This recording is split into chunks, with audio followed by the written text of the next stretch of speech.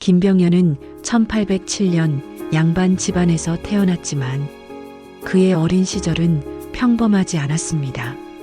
할아버지 김익순이 홍경래에 난 당시 선천 부사였는데 반란군에게 투항했습니다.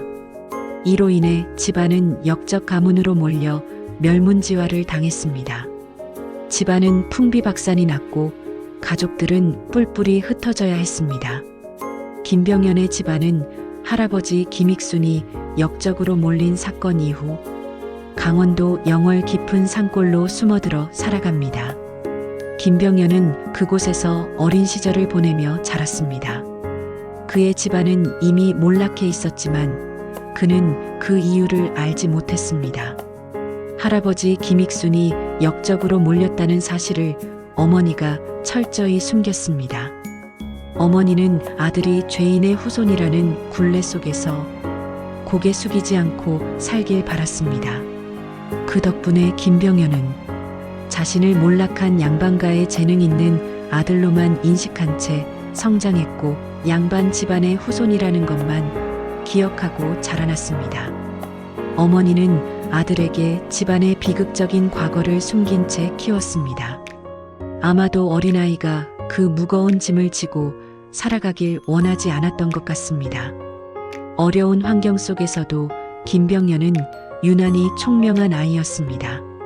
마을 서당에 들어간 지 얼마 되지 않아 훈장 선생님은 깜짝 놀랐습니다. 다른 아이들이 천자문을 겨우 외울 때 김병연은 벌써 사서삼경의 구절들을 줄줄 외우고 있었습니다. 어느 날 서당에서 훈장이 산에 올라 먼 곳을 바라본다는 뜻의 등고망원이라는 사자성어를 가르쳤습니다. 다른 아이들은 한자를 따라 쓰기에 바빴는데 10살 남짓한 김병연이 붓을 들더니 이렇게 시를 지었습니다. 높은 산에 올라 사방을 둘러보니 구름 아래 펼쳐진 세상이 참으로 넓구나. 훈장은 입을 다물지 못했습니다. 단순히 글자를 외우는 것이 아니라 그 뜻을 자기 것으로 만들어 새로운 시로 표현하다니 보통 아이의 재주가 아니었습니다. 또 한 번은 장마철에 개울물이 불어나는 것을 보고는 이런 시구를 읊었다고 합니다. 아침 비가 그치자 개울물이 불어나니 어제 건너던 징검다리가 물속에 잠겼네. 주변 풍경을 그대로 담은 듯한 생생한 표현에 어른들도 고개를 끄덕였습니다.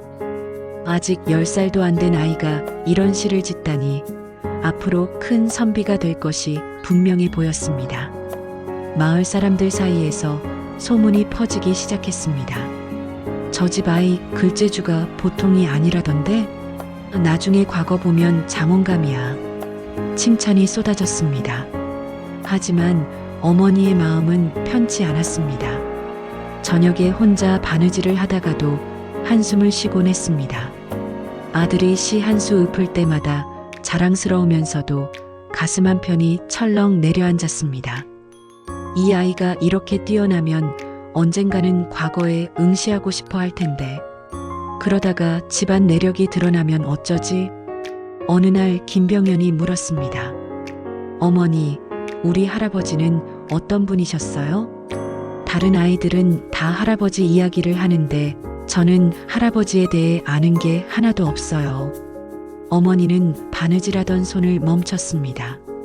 한참을 말없이 있다가 겨우 입을 열었습니다. 할아버지는 일찍 돌아가셨단다. 내가 태어나기 전에.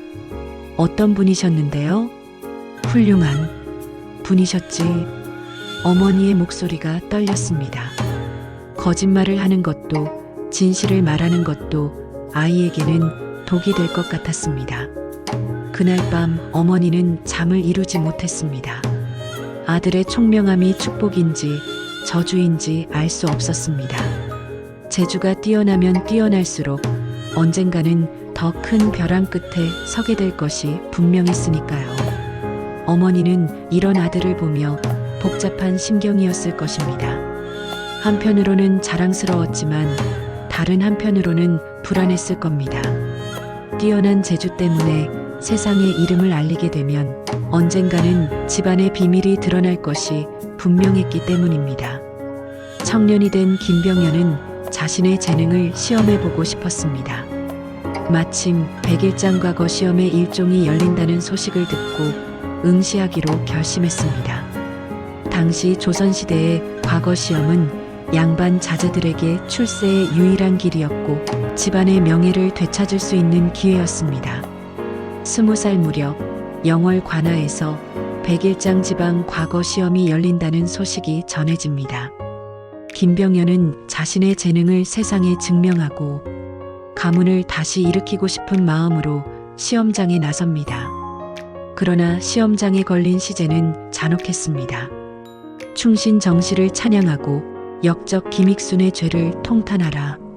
자신의 할아버지가 김익순이라는 사실을 전혀 몰랐던 그는 붓을 거침없이 놀립니다.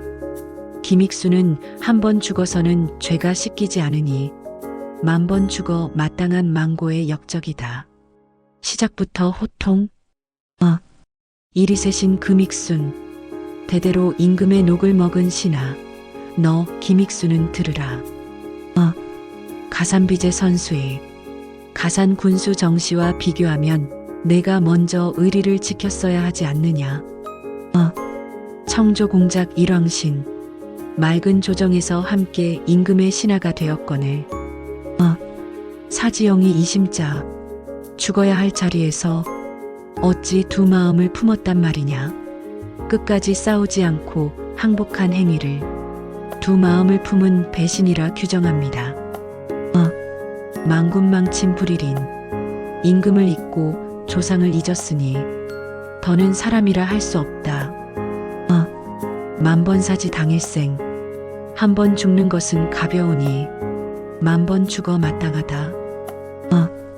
욕급동국 천추전. 그 치욕은 조선 역사에 천추의 길이 전해질 것이다. 정시충신. 가을 국화처럼 고고한 충절. 김익순 할아버지. 신하의 의리도 인간의 도리도 저버린 존재. 이 완벽한 대조는 시험관들을 감동시켜 그에게 장원급제를 안겨주었습니다. 시험관들은 감탄했습니다. 젊은 선비의 글에서 정의감과 충성심 그리고 탁월한 문장력을 발견했습니다. 김병연은 당당히 장원으로 뽑혔습니다. 기쁨에 들뜬 그는 급히 집으로 달려갔습니다. 어머니, 제가 장원을 했습니다. 그런데 어머니의 얼굴은 창백했습니다. 아들이 무슨 글로 장원을 했는지 들은 어머니는 더 이상 숨길 수 없다는 것을 깨달았습니다. 병연아, 내가 비판한 그 역적 김익순이 내 할아버지다.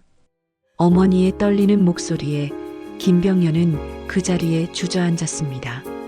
자신이 온 힘을 다해 비판하고 욕한 사람이 바로 친할아버지였다는 사실, 자신의 글로 조상을 다시 한번 욕되게 했다는 죄책감, 그리고 자신이 그토록 자랑스러워했던 장원급제가 사실은 조상을 배신한 결과물이었다는 깨달음.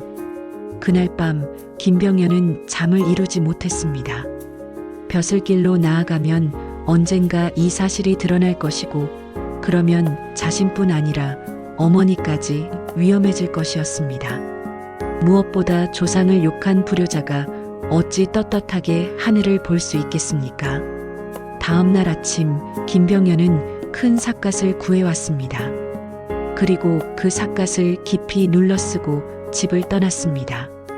어머니의 눈물도 밝았던 미래도 모두 뒤로 한 채 그렇게 천재 선비 김병연은 사라지고 방랑 시인 김삿갓이 태어났습니다.